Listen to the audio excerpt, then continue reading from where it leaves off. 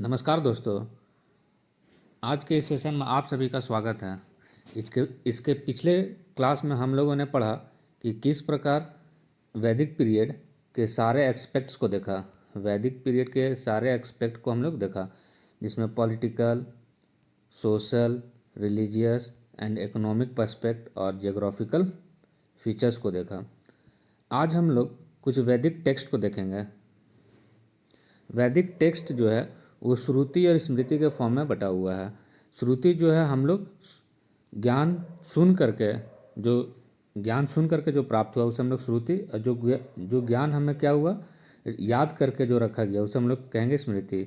श्रुति में हम लोग वेद को रखते हैं और इसके जो सेक्शंस है, मतलब इससे जो एसोसिएट जो रिलेटेड वेद है, जैसे वेदांग, उपवेद, ब्राह्मण संहिता, ये सब जो है आरण्यक वगैरह 21 में रखेंगे, श्रुति के फॉर्म में रखेंगे। मतलब वो जो सुना हुआ जो ज्ञान है उसको हम लोग इस श्रुति में रखेंगे। स्मृति जो है इसमें धर्मशास्त्र, इसमें भागवत गीता, पुराण वगैरह हम लोग क्या रखे हैं, तो इसे हम लोग क्या रखेंगे, स्मृति में रखेंगे।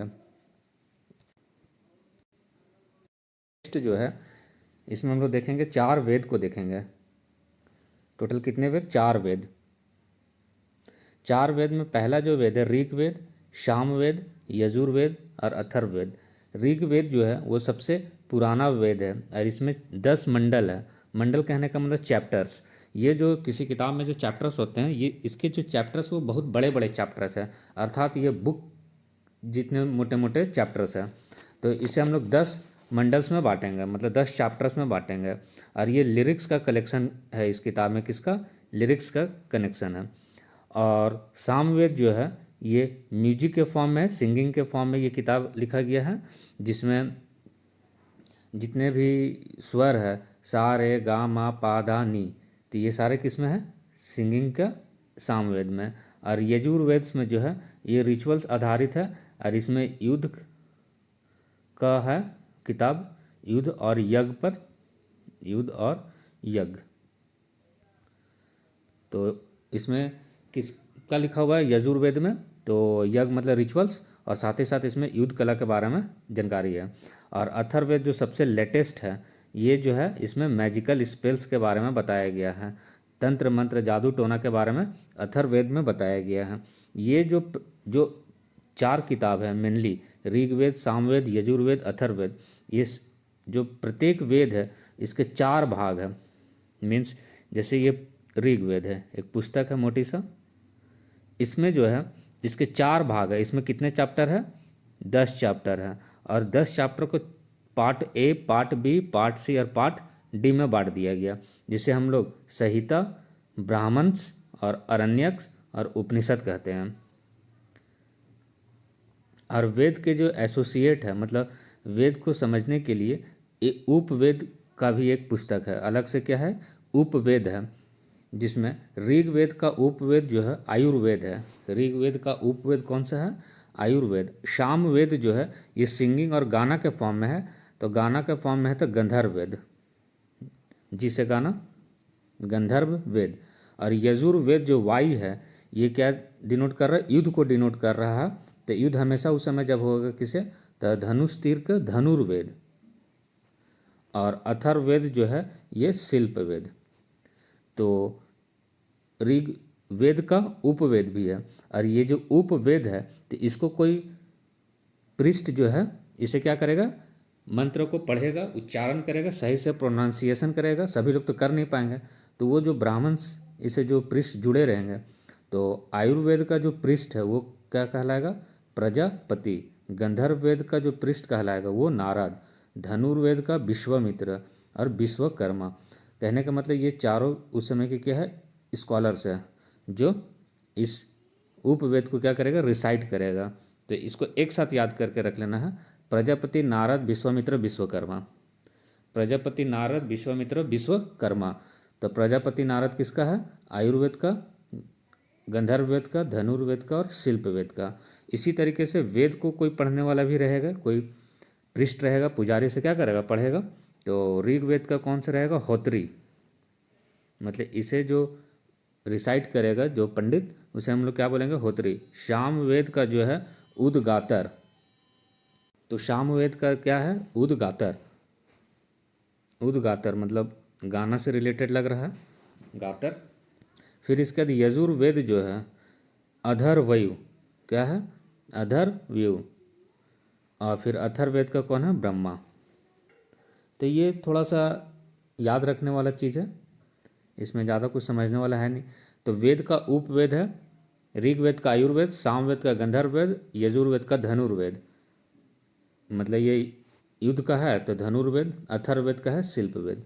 इसी तरह इसको उपवेद का रिसाइट करने वाले हैं और फिर वेद का रिसाइट करने वाले हैं। तो ऋग्वेद का वेद का रिसाइट करने वाला होत्री, सामवेद का उद्गातर, यजुर्वेद का अधर्वयु और अथर्ववेद का जो है ब्रह्मा।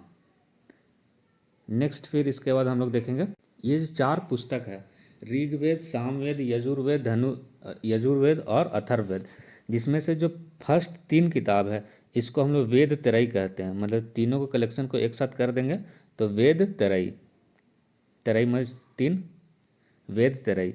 और ये जो वैदिक टेक्स्ट है, ये जो लिटरेचर है, इसे हम लोग क्या कहेंगे, इस वेद को अपुरुष है, मतलब किसी पुरुष ने नहीं लिखा। यहाँ पुरुष कहने का मतलब किसी मानव ने नहीं लिखा, not created by man, that is a God gifted है, ये भगवान के द्वारा दिया गया। तो किसी का भी धार्मिक जो किताब है किसी भी धर्म में, वो हमेशा अपुरुष ही रहता है, वो गॉड गिफ्टेड ही रहता है। तो हिंदू धर्म में भी जो वैदिक टेक्स्ट है ये क्या है, अपुरुषय है। फिर इसी तरह वेद से जो एसोसिएट है ब्राह्मणिकल टेक्स्ट जो है, कुछ ब्राह्मण ग्रंथ है जिसमें हम लोग अलग अलग 2 किताब फिर आया है। एक है ऋग्वेद का जो ब्राह्मणिकल टेक्स्ट जो जुड़ा रहेगा, ऐत्रेयी और कौस्तिकी। तो ऋग्वेद जो है 1 नंबर का है, क्या है, 1 नंबर का है। तो 1 नंबर जो है ए से ऐत्रेयी, क से कौस्तिकी। ऋग्वेद जो है ऐत्रेयी और कौस्तिकी। सामवेद जो है ये पंचविश, इसका ब्राह्मणिकल टेक्स्ट जो जुड़ा हुआ पंचविश। यजुर्वेद जो है ये शतपथ और तैत्रीय ब्राह्मण टेक्स्ट है, ब्राह्मणिकल। तो यजुर्वेद मतलब ये युद्ध का और यज्ञ का जिक्र किया गया, मतलब रिचुअल्स का इसमें जिक्र किया गया, साथ ही साथ युद्ध कला का। तो इस युद्ध जब भी होगा तो हमेशा क्या चाहिए, 100% जीत। जब तक 100% जीत नहीं होगा, 100%, तब तक क्या करेगा, जीत माना नहीं जाएगा। जैसे किसी कोई भी मैच होता है तो जब तक पूरा ओवर 20 ओवर का मैच है तो 20 ओवर पूरा नहीं खेले तब तक हम डिसाइड नहीं कर सकते कि वो जीते कि हार। 100% चाहिए, मतलब शतपथ और 30 है, 10 है, तैत्रीय। तो युद्ध में क्या चाहिए, 100% जीत, तो शतपथ और तैत्रीय। और अथर्ववेद जो है ये क्या है, गोपथ, मतलब जब युद्ध हो गया है तो फिर युद्ध करके क्या करेगा, जाएगा गोपथ, लास्ट में क्या हो जाएगा, गो। तो ऋग्वेद जो है ऐत्रेयी और कौस्तिकी, सामवेद पंचविश, यजुर्वेद शतपथ, शतपथ और तैत्रीय, अथर्ववेद गोपथ। ये थोड़ा सा याद रखना है, मेमोराइज करके इसे क्या करना है, रखना है। फिर इसके बाद जो इसका ब्राह्मणिकल टेक्स्ट था, फिर इसके बाद इससे जो जुड़ा हुआ था वेद का जो 4 पार्ट था, फिर इसके बाद नेक्स्ट जो इसका पार्ट था वेद का वो अरण्यक। अरण्यक मीन्स होता है जंगल। वैसी पुस्तक जो फॉरेस्ट के बारे में लिखा गया है, मतलब वहाँ पे क्या है कि स्टूडेंट लाइफ और फॉरेस्ट के बारे में बताया गया है, कि मतलब ये किताब जो है मेनली जंगल में लिखा गया है। ये किताब मेनली किस पे है, रहस्यवाद और सिंबॉलिज्म पे आधारित है। रहस्यवाद कहने का मतलब है कि फिलोसफिकल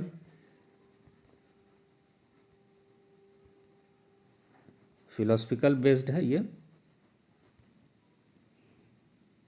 अरण्यक। तो अरण्यक मीन्स क्या होता है, जंगल। फिर इसके बाद जो नेक्स्ट है उपनिषद, लास्ट जो चौथा है ये उपनिषद है। उपनिषद जो है इसे हम लोग वेदांत भी कहते हैं, उपनिषद को हम लोग क्या कहते हैं, वेदांत भी कहते हैं। उपनिषद टोटल लगभग 108 है, लेकिन जो प्री डोमिनेंट है लगभग 10 है। कितना है, प्री डोमिनेंट कितना है, 10 है। उपनिषद का मतलब होता है कि गुरु के समीप बैठकर क्या करना, ज्ञान अर्जित करना या ज्ञान प्राप्त करना, गुरु के समीप बैठ करके। तो उपनिषद का मतलब है कि गुरु के समीप बैठ कर क्या करना, ज्ञान प्राप्त करना। तो उस समय जंगल वगैरह हुआ करता था, तो मेनली एक पेड़ के नीचे गुरु बैठा हुआ रहता था और फिर शिष्य जो है वो नीचे बैठ कर क्या कर रहा, ज्ञान अर्जित कर रहा। इसमें से कुछ फेमस जो है उपनिषद हम लोग देखेंगे। एक है बृहदरायणक उपनिषद, बृहदरायणक उपनिषद, ये सबसे पुराना उपनिषद है। इसमें जो है संसार शब्द का जिक्र किया गया है। कहने का मतलब मृत्यु और जन्म और पुनर्जन्म के बारे में जिक्र किया गया। ट्रांस माइग्रेशन ऑफ साउल, आत्मा जो है ये ट्रांस माइग्रेशन होता है। कहने का मतलब एक बार जन्म व्यक्ति लेता है, फिर इसके बाद मृत्यु हो जाता है और फिर से पुनर्जन्म होता है। बृहद रनायक में जो है संसार शब्द का जिक्र किया गया है और ये सबसे पुराना पुस्तक है, ओल्डेस्ट उपनिषद है। नेक्स्ट है कठोप उपनिषद। कठोप उपनिषद में यम और नचिकेता का डायलॉग का जिक्र किया गया है। यम और नचिकेता, नचिकेता एक छोटा सा बच्चा है जो, यम जो है एक भगवान है और नचिकेता एक छोटा सा बच्चा कैसे ये फिलोसफर बनता है, इसका एक डायलॉग इसमें जिक्र किया गया। और ओम शब्द का जिक्र किया गया है। किसका? कठोप उपनिषद में ओम शब्द का जिक्र किया गया। मुंडको उपनिषद में जिक्र किया गया है सत्यमेव जयते शब्द, जो लिया गया है सत्यमेव जयते, वो कहाँ से लिया गया है? मुंडको उपनिषद से लिया गया है। फिर इसके बाद मैत्रानी जो है, मैत्रानी उपनिषद जो है, इसमें ब्रह्मा विष्णु और महेश जो त्रिमूर्ति ऑफ गॉड है उसके बारे में जिक्र किया गया है मैत्रानी में। फिर इसका जवाल उपनिषद जो है, इसमें 4 आश्रम का जिक्र किया गया है। 4 आश्रम हम लोग पहले पढ़ चुके हैं सोसाइटी में कि कैसा आश्रम था। 4 आश्रम था, लोगों का 4 लाइफ स्टेजेस था। ब्रह्मचर्य, फिर इसके बाद ब्रह्मचर्य था, फिर इसका नेक्स्ट गृहस्थ था, फिर इसके बाद वानप्रस्थ था, फिर इसके बाद संन्यास था। तो ये 4 आश्रम था, स्टेजेस था यहाँ पे। फिर इसका नेक्स्ट जो है, इसके बाद नेक्स्ट जो है वेद को बेहतरीन ढंग से समझने के लिए उसमें जितने भी ये ज़्यादातर क्या है, मंत्र के फॉर्म में लिखा गया है, मतलब भजन के और मंत्र के फॉर्म में लिखा गया है। तो इसको बेहतरीन ढंग से समझने के लिए, इसको बेस्ट अंडरस्टैंड करने के लिए वेद को हम लोग वेदांग को पढ़ेंगे। क्या करेंगे? वेदांग को। ये सप्लीमेंट है किसका? वेद का। तो वेदांग के कितने हैं? तो 6 है। वेजो निस्सी कच्छ, ये ट्रिक है याद करने का। व्यव से हो गया व्याकरण, जो से हो गया ज्योतिष, नी से हो गया निरुक्त, शी से हो गया शिक्षा, क से हो गया कल्प, अच्छा से हो गया छंद। ये 6 क्या है? वेदांग है। ये 6 हम लोग पढ़ेंगे तो हम वेद को बेहतरीन ढंग से उच्चारण भी कर सकेंगे, अच्छे से समझ भी सकेंगे। उसको हम लोग क्या कर सकते हैं? अंडरस्टैंड अच्छे से कर सकते हैं। जब तक हमें वो संस्कृत भाषा मिलेगा, जब उसमें हमें क्या चाहिए? व्याकरण, उसका हमें अच्छे से ज्ञान होना चाहिए। तो संस्कृत ग्रामर है। इस पे संस्कृत ग्रामर पर सबसे पुराना जो किताब लिखा गया है अष्टाध्यायी, ये किनके द्वारा लिखा गया? पाणिनि के द्वारा। किसके द्वारा लिखा गया? पाणिनि के द्वारा लिखा गया है अष्टाध्यायी। ये व्याकरण को बताता है। तो किसी भी चीज़ को समझने के लिए हमें क्या चाहिए? व्याकरण चाहिए। फिर इसके बाद इसमें एक और है ज्योतिष है। ज्योतिष में क्या है? एस्ट्रोनॉमी और एस्ट्रोलॉजी का जिक्र किया गया, जिसमें सबसे पुराना बुक एस्ट्रोलॉजी का है वेदांग ज्योतिष, जो लागध मुनि के द्वारा लिखा गया है। वेदांग ज्योतिष, इसमें किसका जिक्र किया गया है? एस्ट्रोनॉमी का। फिर इसके बाद निरुक्त, इसमें क्या है? ये डिक्शनरी है। बहुत सारे शब्द जो है वो टिपिकल शब्द हैं। तो जैसे आज भी इंग्लिश में क्या होता है? डिक्शनरी होता है, उससे हम डिक्शनरी से क्या कर सकते हैं? उस शब्द को समझ सकते हैं कि उसका अर्थ क्या कह रहा है। उसी तरह संस्कृत भाषा में है तो इसके निरुक्त को पढ़ेंगे तो उसमें बहुत सारा वैदिक शब्दावली मिलेगा, वर्ड्स मिलेगा, जिसको क्या है? उसका अर्थ लिखा हुआ। फिर इसका सा से हो गया शिक्षा। ये फोनेटिक्स हम लोग इसमें देखेंगे कि शिक्षा जो है कि फोनेटिक कैसे हमको प्रोनाउंस करना है, जो मंत्र के फॉर्म में, जो भजन के फॉर्म में लिखा हुआ है, तो इसे हम लोग कैसे प्रोनाउंस करेंगे, सही उच्चारण करेंगे। आज भी जो हम पंडित आता है तो वो क्या करता है? सही उच्चारण करता है। हम लोग क्या करते हैं? उच्चारण नहीं कर पाते। तो वो प्रोनाउंसिएशन कैसे करना है, इसमें हम लोग कहाँ से मिलेगा? शिक्षा से। और कल्प में जो है रिचुअल्स, कि रिचुअल्स कैसे करना है। और फिर हो गया छंद। छंद उसका पोएटिक के फॉर्म में लिखा हुआ है, तो उसको छंद को भी हम क्या करेंगे? पढ़ेंगे, क्योंकि वो किसके फॉर्म में लिखा हुआ है? तो फोनेटिक्स के फॉर्म में लिखा हुआ है, तो उसको हम क्या करेंगे? पोएट्री के फॉर्म में क्या करेंगे? उसको पढ़ने के लिए समझेंगे छंद, कि छंद किस प्रकार में लिखा हुआ।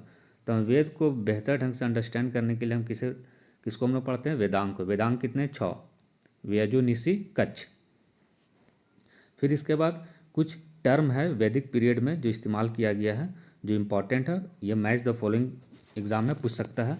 जैसे ये लोग अनाज के लिए इस्तेमाल करते थे कुछ नए नया टर्म, जैसे बार्ली जो है, बार्ले मतलब जौ, जौ को ये लोग यावा बोलते थे। क्या बोलता था? जौ को यावा। जो अर्ली वैदिक पीरियड है उस समय का सबसे मुख्य जो अनाज था, जो सबसे मेजर क्रॉप्स जो है वो यावा है। कौन है? यावा, मतलब जौ है। लेकिन जैसे ही लेटर वैदिक पीरियड आया तो ये जौ जो है ये चेंज होकर के राइस और वीट हो गया। तो राइस को क्या कहा जाता था? व्रीहि, और वीट को गोधुमा। तो अर्ली वैदिक पीरियड में क्या था? जौ था। लेकिन फिर ये जब लेटर वैदिक पीरियड है तो राइस और वीट हो गया। अनाज जो ज़्यादा लोग खाने लगा, ज़्यादा जो इसका प्रोड्यूस होने लगा राइस और वीट का, जिसको राइस को ये लोग व्रीहि और वीट को गोधुमा, और बार्ली को यावा। यावा ये सब कितने हैं? स्टेपल फूड था उस समय। अर्ली वैदिक पीरियड का बार्ली जो है स्टेपल फूड है। फिर इसके बाद एक शब्द जो है दुहित्री। दुहित्री मतलब डॉटर। डी से दुहित्री और डी से डॉटर, मतलब बेटी को यदि वर्णन करना है तो हम किस शब्द में उस समय का लोग करते थे? दुहित्री के समय। फिर इसके बाद गौरी या गौरा जो है ये बफल्लो के लिए इस्तेमाल किया गया शब्द है। गौरी या गौरा किसके लिए? बफल्लो के। और हम लोगों ने देखा किस तरीके से अर्ली वैदिक पीरियड में, अर्ली वैदिक जो पीरियड था इस समय कंडीशन जो था बेटर था, महिलाओं की स्थिति, और जो वर्ण सिस्टम था वो क्या था? आर्यंस और नन आर्यंस पे था, और साथ ही साथ ये बेटर था कंडीशन। यहाँ पे जो था लोअर क्लास का क्या था? बेटर था। लेकिन वैदिक पीरियड में क्या हुआ? कंडीशन बहुत ही मिजरेबल हो गया। महिला का भी और शूद्र का भी, वुमेंस का भी और शूद्र का भी क्या हुआ? मिजरेबल कंडीशन हो गया। और साथ ही साथ यहाँ पर इम्पोर्टेंस किसका हो गया? यज्ञ का ज़्यादा इम्पोर्टेंस हो गया। मतलब रिचुअल्स का यहाँ पे क्या हो गया? ज़्यादा इम्पोर्टेंस हो गया। और यहाँ पे जो धर्म था, जो अपने कर्तव्य को फॉलो करना था, अपने कर्तव्य को जो फॉलो करना था, इसका क्या हुआ? वैदिक पीरियड में ये धर्म को मतलब फॉलो ना करके, मतलब अपने कर्तव्य को ज़्यादा फॉलो ना दे करके ये यज्ञ आधारित क्या हो गया? हो गया। किस तरीके से वैदिक पीरियड में सिचुएशन अब धीरे धीरे खराब होता जा रहा है। सो दोस्तों, इस प्रकार हम लोग वैदिक काल को हम लोग पूरी तरीके से डिटेल्ड एनालिसिस किया। क्या किया? डिटेल्ड एनालिसिस किया है। इसके बाद फिर हम लोग नेक्स्ट देखेंगे इस पे कुछ क्वेश्चन MCQs देखेंगे जो प्रीवियस ईयर क्वेश्चंस एग्जाम में आए हुए हैं। Thank you.